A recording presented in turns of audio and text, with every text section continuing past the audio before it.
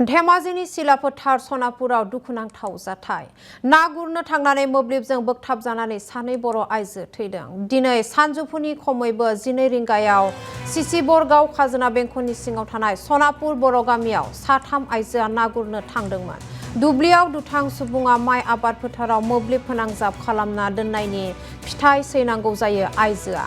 मोब्लिब फोनांजाबना दोननायखौ नुस'नैनि थाखाय सानै आइजोआ मोब्लिबजों बोगथाबजानानै जिउ गोमायो।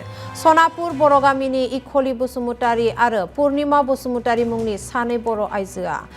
खाफाल मोजांदि गागेब बसुमतारी मुंनि आइजोआ एसे जोखोम जायो जाथायाव।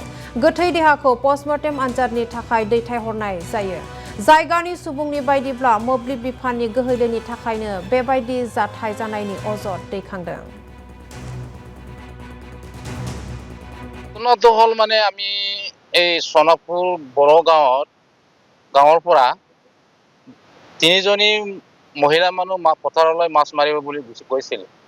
যোৱাৰ পাছত মানে সিহঁতেতো একো গম নাপায়, মাছ মাৰিব যাওঁ বুলি গৈছে আৰু সিহঁতে পথাৰেদি গৈ থাকোঁতে মানে সিহঁতে মানে হঠাতে কাৰেণ্ট শ্বৰ্ট লাগিলে।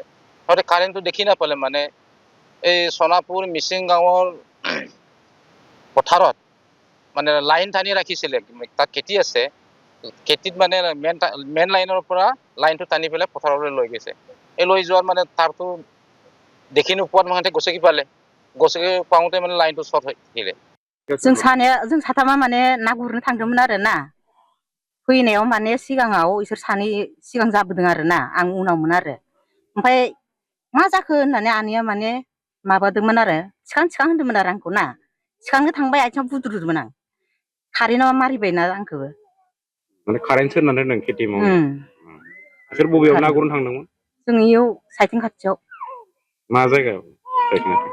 नै दुब्लिया।